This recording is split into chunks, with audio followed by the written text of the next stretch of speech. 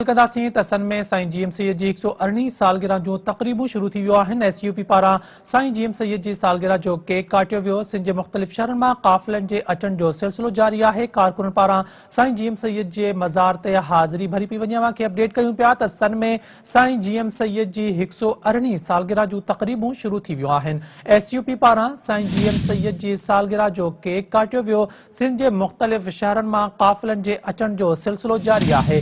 कारकुननि पारां साईं जीएम सैयद जी मज़ार ते हाज़िरी भरी पई वञे। अव्हांखे अपडेट कंदा हलूं त सन में साईं जीएम सैयद जी 118 सालगिरह जो तक़रीबूं जेके आहिनि शुरू थी वियूं आहिनि। एसयूपी पारां साईं जीएम सैयद जी सालगिरह जो केक काटियो वियो। सिंध जे मुख़्तलिफ़ शहरनि मां क़ाफ़िलनि जे अचण जो सिलसिलो जारी आहे। कारकुननि पारां साईं जीएम सैयद जी मज़ार ते हाज़िरी भरी पई वञे।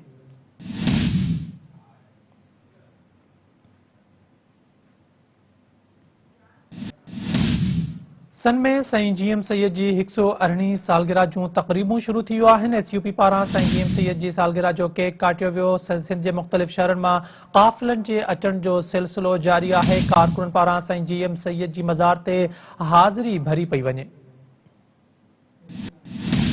तफ़सील मालूम कंदासीं सिंध टीवी न्यूज़ जे रिपोर्टर मीर मुर्तज़ा नुहानी खां। मीर आगाह कजो, साईं जीएम सैयद जी 118 सालगिरह जूं तक़रीबूं शुरू थी वियूं आहिनि, छा तफ़सील आहिनि अव्हां वटि?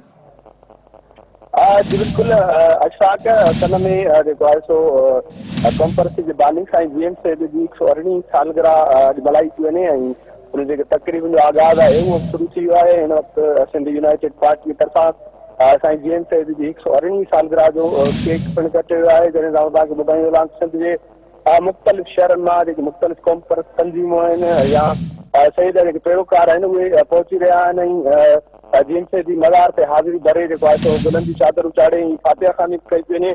आउं तव्हांखे ॿुधाईंदोमांव त अॼु सन में साईं जीएम सैयद जी 118 सालगिरह जे मौक़े ते जेको आहे सो मुख़्तलिफ़ जेके कॉन्फ्रेंस तंज़ीमूं आहिनि उन्हनि तरफ़ां अलॻि अलॻि जेको आहे सो तक़रीबूं रखियूं आहिनि जंहिंमें एसयूपी जस्कम बशीर ख़ान कुरैशी, जस्कम हारिसर, जीसिन महाज, रियाज टांडियूं, जीएस सिंध अवामी पार्टी नवाज़ खान ज़ोर पारां जेको आहे सो अलॻि अलॻि 5 जलसा रखिया विया आहिनि। हिन वक़्तु सिंध यूनाइटेड पार्टी जी जेका मुख्य तक़रीब आहे उहा शुरू थी चुकी आहे ऐं जीएम सैयद जी 118 सालगिरह जो जेको केक आहे उहो पिणु असांजे जलाल महमूद शाह, असांजे ज़ैन शाह इंडिया जेके एसयूपी जा अॻवान आहिनि उन्हनि जी अॻवानी में केक कटियो वियो आहे। ऐं तव्हांखे ॿुधाईंदो त सिंध जे जेके मुख़्तलिफ़ हंधनि मां कारकुननि जा काफ़िला जो जेके आहे पहुचण वारो सिलसिलो उहो बि शुरू थी चुको आहे ऐं कुझु ई देरि बाद जेके ॿिया तक़रीबूं रखियूं आहिनि उहे बि शुरू थींदियूं ऐं जेके कॉन्फ्रेंस पार्टियुनि जा जेके तंज़ीमी अॻवान आहिनि उहे जेको आहे सो उन्हनि जलसे गाह ते पहुची जेको आहे सो सालगिरह जो केक कटींदा। जी मीर मुर्तज़ा, अपडेट ॾियण लाइ वॾी महिरबानी अव्हां जी।